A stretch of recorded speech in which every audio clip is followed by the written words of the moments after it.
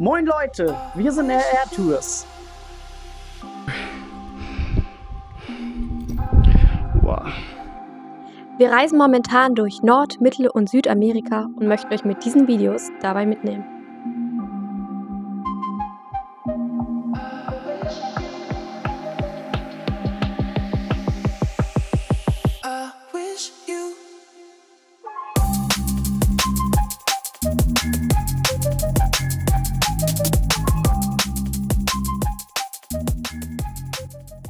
Willkommen zum neuen Video, es geht nach Kolumbien. Jawollo, wir sind da. Medellin. Und hier haben wir die erste Nacht verbracht in Kolumbien. Mucho Agua mal wieder. Mucho Agua. Das Leben genießen in vollen Zügen, ne?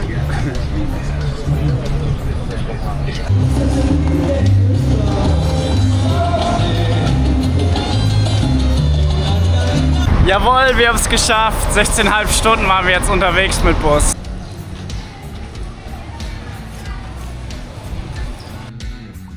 Und auch mal wieder solche Wege hier. Leute, unglaublich.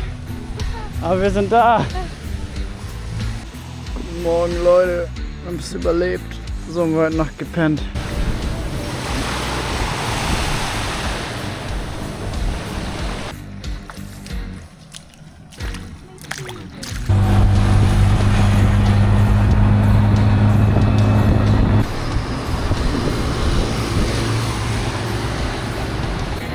Krass, da hinten noch die Hotels mit mehr so europäischen und hier eher so einheimische.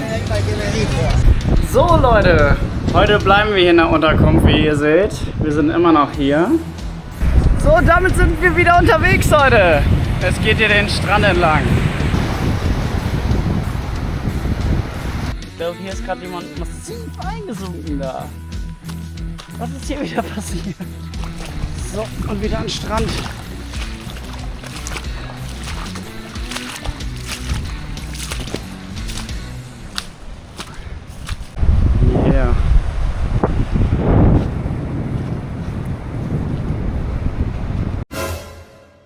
Moin Leute, wo sind wir jetzt hier auf einmal? Ja, wir sind wieder in einem Hotel. Ja, Wie kam es denn dazu? Wir haben schlechte Nachrichten. Ja, guckt mein Gesicht an, dann seht ihr vielleicht, was passiert ist.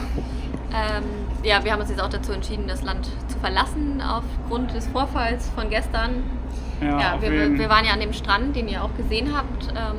Jetzt hier in dem Video seht ihr das gerade. Genau. Da sind wir gerade lang gelaufen, haben uns dann an dem Strand hingesetzt. Wir waren super motiviert, auch weiterzulaufen. Ja. Endlich hatten ja Kraft getankt und ja, haben uns. Ich wollte dann endlich mal wieder eine Drohne starten lassen, habt ihr auch starten lassen, habt ihr über uns. Das erste Mal in diesem Land, ne? Das erste Mal, das zweite Mal hier in Kolumbien, aber okay, ja. Hab den über uns schweben lassen, ein bisschen rumgespielt, ein bisschen gefilmt, wieder gelandet, ganz normal, eingepackt. Und dann eben auf den Tisch hingestellt. Und wir waren beide gerade richtig relaxed und glücklich. Ne? Wir ja, mega, so dachten so, ey, geiles Leben, schön. Wie cool ist gerade alles. Ne? Und endlich wieder genießen und kein Regen wie in Costa Rica und waren so voll happy. Und dann sehe ich nur aus dem Augenwinkel, wie so 3 Personen maskiert auf uns zurennen. Robin konnte die nicht sehen, weil er... war also auf dem Blick zum Meer, genau, und war mit dem Rücken und die kam von hinten Busch halt, ne? Die kam von hinten aus dem Wald und ich habe das nur gesehen und habe nur noch deinen Namen gesagt. Ja. Und wie gesagt, es waren 3 Personen, die hatten, alle 3 waren maskiert und der eine hatte eine Pistole in der Hand. So im nächsten Moment hatte ich die Pistole schon am Kopf. Und ich habe direkt, ohne dass ich habe nur ein bisschen, sie hat noch Robin gesagt, ich gucke ein bisschen nach rechts, so vielleicht eine halbe Sekunde und kriege direkt schon einen übergebraten, ne? Ja, genau. Und dann will dann auf jeden Fall aufstehen und die auch irgendwie kriegt dann nochmal hinten eine reinfall, dann nochmal zu Boden, ne? Und du hast relativ schnell gecheckt, was die wollten, dass die Drohne und das Handy wollten, die auf dem Tisch lagen. Und die haben das direkt mitgenommen. Ich habe nur auf dem Augenwinkel gesehen, dass die eine genau, also ich hatte erst noch halt die Knarre an der Schläfe und dachte erst, okay, jetzt werden wir vielleicht auch entführt, weil ich das schon oft gehört habe, dass es hier in diesem Land auch zu Entführungen kommt. Aber dann habe ich nur gesehen, wie Robin echt so richtig Blut überströmte. Aus der Nase kam so viel Blut, ich dachte schon, die wäre gebrochen oder so, auf dem Boden liegt und irgendwie bin ich dann instinktiv aufgestanden und wollte ihm halt helfen, weil die 3 anderen da halt waren. Aber es ging halt auch alles super schnell, wollte ihm gerade helfen und wollte die Sachen irgendwie nehmen und dann hatte ich aber auch schon wieder, hatte ich halt auch eine Faust im Gesicht von dem einen, der hat mir halt voll einen gegen die Stirn verpasst. Ja, das Ganze ging so schnell, vielleicht 3-4 Sekunden und dann sind die schon weggerannt. Ja, und Robin ist doch hinterher. Ja. Das war richtig und ich habe nur geschrien, bleib hier und so, weil ich auch ein bisschen Angst hatte. Wir waren so schnell und sind auch im Busch rein, hatten Knarren und dachte, okay, scheiß drauf, ist besser, wenn ich wieder zurückgehe. Und ich wollte die halt erst noch hinterher, aber unsere Sachen lagen halt auch da und ich dachte mir, wenn die geklaut sind, sind wir halt richtig am Arsch wegen der Passwörter und so. Und dann waren halt auch andere Touris an diesem Strand, deswegen haben wir uns ja auch so sicher gefühlt und dann habe ich die noch gerufen. So Lifeguards waren halt auch noch da, ne? Genau, und bei den anderen Touris, die waren echt nicht weit weg, irgendwie ein paar Schritte nur, die habe ich dann auch gerufen und meinte, wir brauchen Hilfe und so, aber die haben auch gar nicht reagiert. Naja, dann war Robin auch zum Glück schon wieder da, aber echt wirklich blutüberströmt. Die haben aber schon die Polizei gerufen, die Lifeguards, das sind wir dann schon bisschen zum Hauptweg gegangen. Die kamen dann auch relativ schnell mit den Motorcycles. Die Polizei kam relativ schnell, genau. Ja, und die so, ey, wo sind die hin? Wie viele Leute? 3 Personen, die sind da hinten hin. Und die so, okay, wartet hier, wir kommen bald wieder. Haben uns dann noch mit Auto dann abgeholt danach. Genau, andere Polizisten haben uns mit Auto abgeholt. Die meinen, ey, die haben sogar einen gefunden, was wir niemals mit gerechnet hatten, ne? Ja, die waren echt richtig schnell. Also die haben gar nicht erst so irgendwie eine Bestandsaufnahme gemacht, wie das vielleicht in Deutschland ist. Okay, was ist passiert?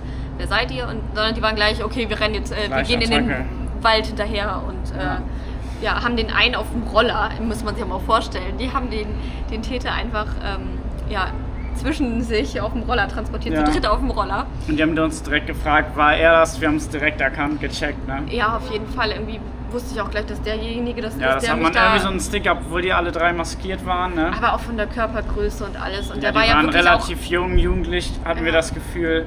Am Ende kam raus, dass er nur schon 20 Jahre alt war. Ja. Naja, und der war ja auch relativ nah dran. Also gerade bei mir, der war direkt hinter mir, hat er mir die Pistole an den Kopf gehalten und da wusste ich nämlich gleich, dass der das ist.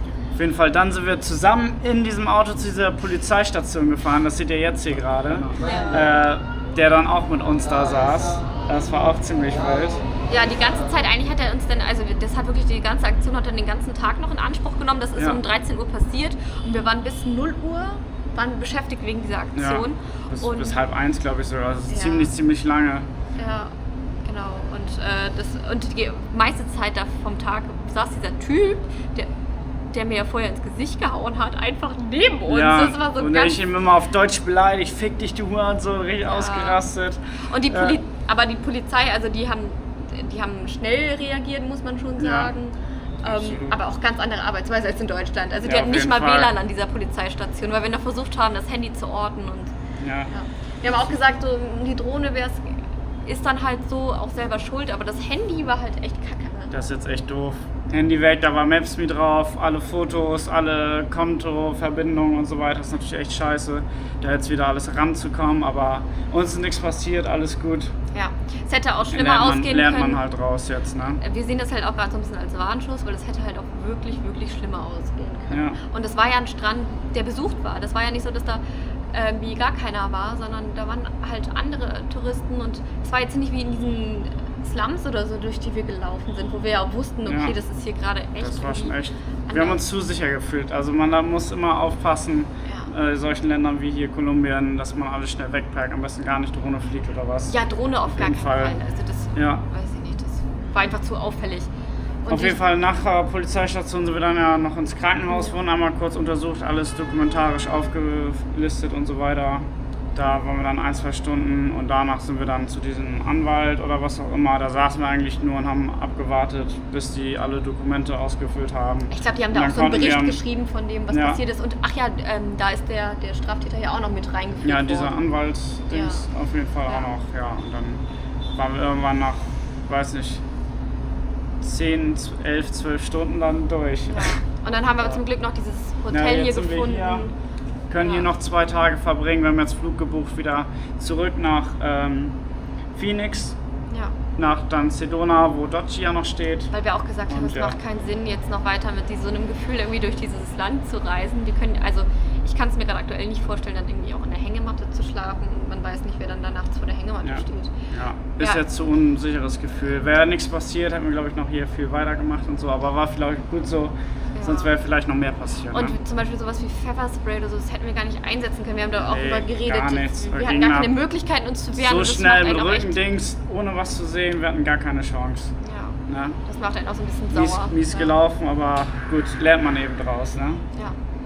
Ist das eben so. Und die krasse Sache ist noch bei der Polizeistation. Willst du es noch erzählen? Ja, wusste. Okay. Durfte ich den noch verdreschen. Er meinte, willst du deine Wut rauslassen? Er hat nur mit Google Translator mir geschrieben, ja, wenn du deine Wut rauslassen willst, dann kannst du mit dem Knüppel ihm noch eine verpassen. Dann konnte ich ihm im Hinterraum noch wenigstens eine kleine Lektion erteilen. Das so. war Aber das wäre in Deutschland niemals möglich gewesen. Aber ihr müsst euch das mal aus meiner Perspektive vorstellen. Ich sitze da mit Robin, die holen Robin raus, denke mir so, warum holen die ihn jetzt raus? Dann also geht der Polizist mit dir vor die Tür. Ich sehe, der übersetzt was bei Google irgendwie, in der Google-Übersetzer. Und dann sehe ich nur aus dem Augenwinkel, wie Robin da mit einem Knüppel reinkommt und der Junge da, also der Typ, der uns da überfallen hat, dann ins Hinterzimmer gezogen wird und dann höre ich nur noch Schreie. Und ich denke mir, was passiert hier jetzt? Ja. Aber es war wenigstens irgendwas, was man irgendwie heimzahlen konnte. Aber macht man natürlich eigentlich nicht. Und der aber andere trotzdem, aber ihr eine verpasst, mir eine verpasst, da hat er das meines Erachtens dann verdient. Ja? Ist halt hier alles ein bisschen anders, die Spielregeln. Aber man muss auch sagen, also auch die anderen Polizisten waren total nett. Gestern haben die uns dann noch Wasser und irgendwie Essen gebracht. So Joghurt gebracht, das war richtig cool. Die haben uns echt so unterstützt, geholfen. Und waren auch echt bemüht, das irgendwie auch aufzuklären schnell. Die Schwester von dem Täter kam dann auch noch und wollte uns auch noch Geld dass geben, wir keine Strafanzeige machen und 500.000 Pesos irgendwie aber geben. Der Polizist hat uns sofort den Kopf geschüttelt und meinte, nein, das auf gar keinen Fall. Wir waren auch völlig überfordert, also keine Ahnung, uns ging das ja gar nicht. Also wir haben auch gesagt, Geld ist jetzt ja nicht so, sondern einfach dieses ausgeraubt werden und so in die Fresse schlagen. Dieses Skrupellose, einfach ohne irgendwie Vorankündigung, ohne mal irgendwie was vorher zu merken, ist schon hardcore. Ja? Aber wie gesagt, einfach zu sicher gefühlt. Wir haben auch selber Schuld in gewisser Art und Weise. Selber Schuld, Also, dass wir da einfach die Drohne steigen lassen haben. Und ist natürlich auch blöd für den Tourismus hier. Ja, auch wenn ihr das hört, so denkt ihr, Kolumbien ist ja absolut hardcore gefährlich. Ist nicht unbedingt so. Also, wie gesagt, aber wir hatten hier schöne Momente, das war ziemlich cool. Und gerade in der Stadt gibt es auch einfach sichere Orte. Also, ich glaube. Absolut. Oder Orte, darf die sicherer man das jetzt sind. dann hier nicht so schlecht machen dann, aber ist halt ein armes Land, wo viel Gewalt herrscht und die haben halt keine Arbeit, die wissen nichts anderes, außer dann das eben zu machen. Waren ein paar dumme, junge Menschen da. Aber wir haben auch gesagt, wie gesagt, Unglück gehabt sozusagen, ne, dass das nicht irgendwelche anderen krasseres uns nicht mitgenommen haben oder alles weggenommen haben. Wir haben jetzt noch ihr Handy, die GoPro, die Sachen, die ihr gerade noch gesehen habt, die sind nicht weg zum Glück. Ja. Die paar Drohnenaufnahmen, schade drum, aber drauf geschissen. Konnten nicht so viele machen. Die einmal in Costa Rica von der Vulkan habe ich eigentlich genommen und die einmal an einem Strandbild Video und einmal eigentlich da wo wir gestern ausgeraubt worden sind, aber drauf geschissen. Kann man alles ersetzen. Und unsere Dokumente sind noch da, Reisedokumente. Es ist halt wirklich nur die Drohne und uns geht's gut, also Lärm wird raus. Das ist eben so. Ja. Und es geht wieder zurück.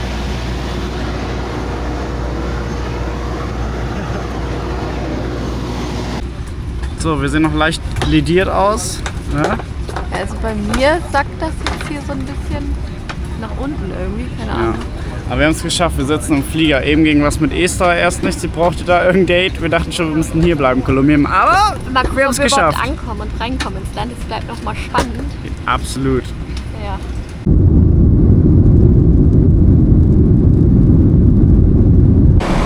So, Panama sind wir schon angekommen. So, und die ganze Zeit sind wir geflogen und mein Gepäck war nie ein Problem, aber jetzt haben sie mir quasi alles genommen. Ja. Also Nagelschere, Nagelfeile, also ein Kram, was man ja eigentlich nicht dabei haben sollte, aber wir haben es halt die ganze Zeit immer dabei bei den ganzen Flügen. Aber jetzt nicht, bei so einer kleinen Pisskontrolle eben nochmal. Ja, egal. Alles losgeworden. Muss ja nochmal alles weg hier.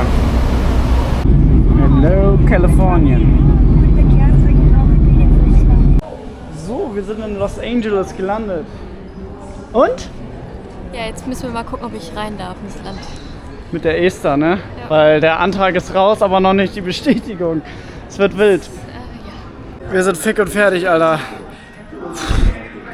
Wir hatten eine miese Kontrolle hier noch eben und mussten hier noch laufen, ne? Sei? Fix und fertig, oder? Kamera aus, ey.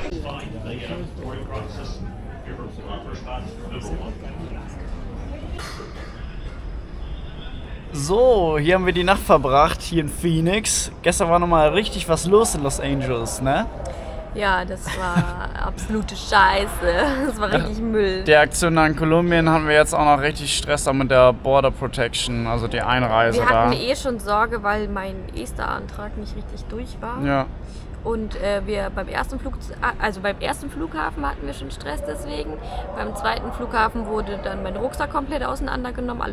Also da waren halt noch Flüssigkeiten, ja gar kein Problem. Haben wir die halt weggeschmissen, war eine gute Entscheidung, das Gepäck dann nicht auch noch aufzugeben, weil in Los Angeles wurden kamen wir dann direkt rausgezogen. Also wir hatten wir nochmal wurden diesen direkt getrennt erstmal diesen Schalter, dann wollten wir zusammen, wie wir das sonst auch immer gemacht haben, wollen wir direkt getrennt. Du darfst auch nicht mit dir reden, ist nicht deine Frau und so weiter, sagen die. Ich hatte Robin noch was gefragt und mich voll angeschrien, warum ich mit ihm spreche, warum ich das tue.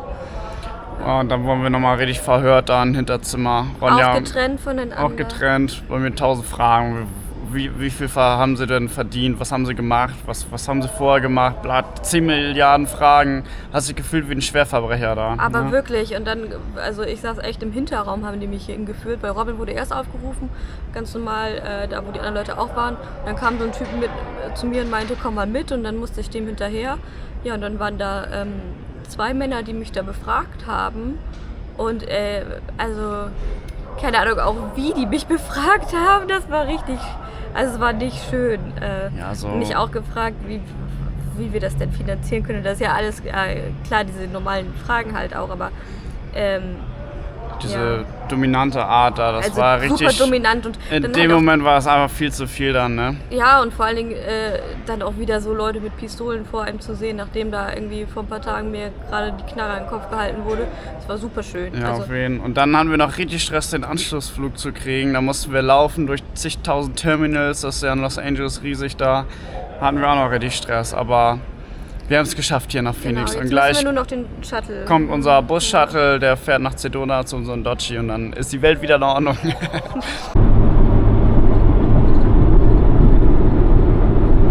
Unglaublich, wir haben ihn wieder, Dodgy! Ganz, ganz wild, ey. Wir hoffen, euch hat das hier alles gefallen in Kolumbien. Ja? Ja, wir hoffen, die blauen Flecken gehen schnell weg. Ja, das geht ja schnell. Ich sehe übrigens aus wie Kai der Brecher aus Bremerhaven. Hier mal ein Bild drin. Genau so sehe ich aus. Ja, Mann, dann vergesst nicht zu liken und zu abonnieren.